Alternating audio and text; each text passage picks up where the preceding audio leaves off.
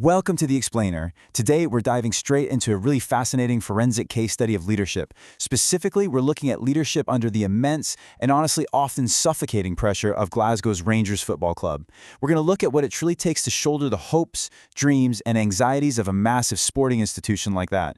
To do this, we'll be breaking down the era-defining captaincy of Barry Ferguson, and as you'll see, his leadership wasn't just about shouting. It was about structure, expectation, and this absolutely unyielding will to win. Okay, let's look at this quote for a second. The captain's armband is not merely a piece of fabric, it is a lightning rod. I mean, that framing just perfectly captures the crushing expectations and the intense volatility of leading in the old firm ecosystem. To lead Rangers is to take on one of the most heavily scrutinized, relentlessly demanding, and frankly, lonely jobs in British football. You aren't just wearing an accessory on your arm, you're literally acting as a lightning rod, attracting every single bit of energy, good and bad, from an entire fan base. So to figure out how someone actually survives this, we're going to deconstruct his leadership piece by piece. Here's how we'll do it. First, the Ibrox lightning rod. Second, the local hero archetype. Third, forensic leadership in action. And finally, the burden and legacy. Starting off with part 1, the Ibrox lightning rod. Now, in a fiercely demanding environment like the old firm, your standard, textbook leadership rules, they basically go right out the window. The kind of leader who actually thrives here is what we call the local captain. This is someone who inherently understands the massive weight of the crest and has completely internalized the tribal expectations of the supporters. Barry Ferguson wasn't just some talented player who happened to get handed the armband. No, he was a pure product of the system. He had this very unique moral authority, mostly because the high-stakes expectations of the fans were basically hardwired into his DNA from day one. Moving right along to part 2, the local hero archetype. Because Ferguson was molded by the Rangers Youth Academy, he thoroughly embodied the Rangers way, but actually, that didn't make him a cliché. I mean, usually when we picture a football captain, we think of the traditional shouter, right? The guy delivering those grand, cinematic speeches in the dressing room, relying on this sort of distant charisma. Well, Ferguson operated on a totally different wavelength. He used a forensic style. His leadership was built purely on technical and competitive authority. It was just a relentless, absolutely uncompromising obsession with winning. He didn't demand perfection by yelling. He demanded it because everyone around him knew he expected it of himself first and foremost. He actually pulled this off through a method we can call leading by the metric. His style was surprisingly quantitative. He acted as the absolute metronome of that midfield. He dictated the tempo of the game, efficiently recycled possession, and pointed exactly to where the team needed to launch their attacks. He wasn't just telling his team what to do, he led by demonstrating precisely how the game should be played. Seriously, if you missed a pass or forgot to track back, he didn't even need to say a word. Just his visible intensity and frustration let you know you'd fallen way short of the standard. So, why does this highly technical, super intense archetype matter so much for understanding Ibrox? Well, because to the supporters in the stands, he was, quite literally, the fan on the pitch.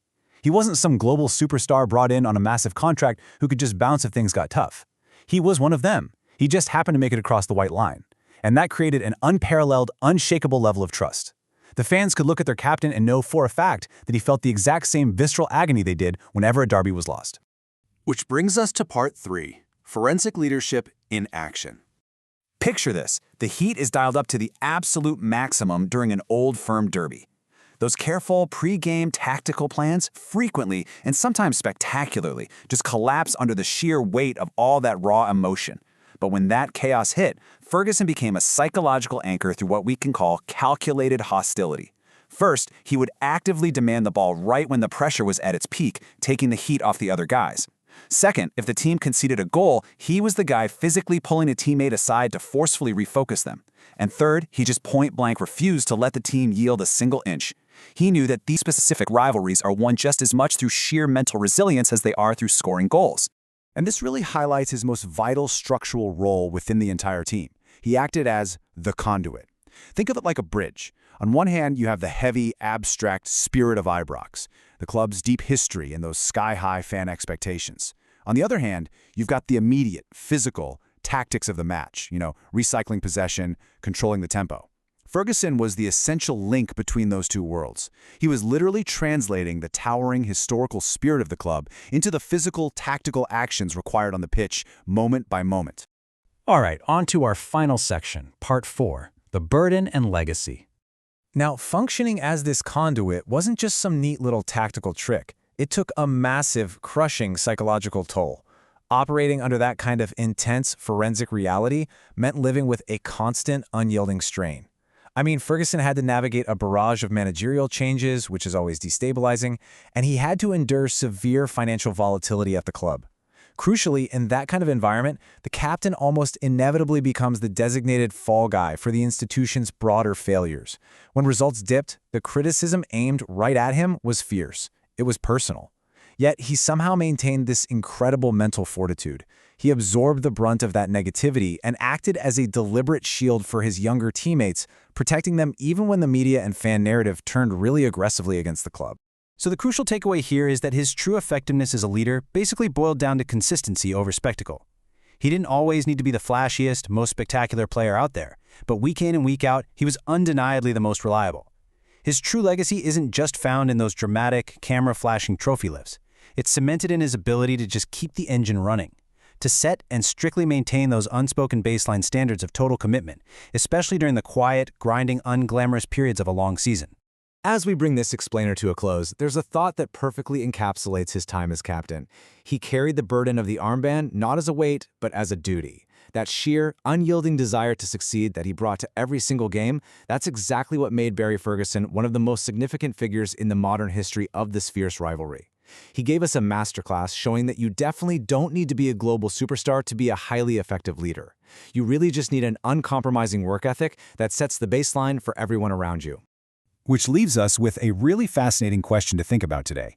Considering the immense and, let's be honest, often unfair pressure placed on a local captain like Ferguson, does the modern trend of hiring neutral, globalized captains, foreign players with no initial ties to a club's history, does that actually help reduce the personal toll on these athletes? Or does it fundamentally weaken that unique, deeply emotional connection between the captain and the fans in the stands? It's a huge dilemma regarding the very future of sports leadership. Thanks for joining me for this explainer, and I'll leave you to chew on that one.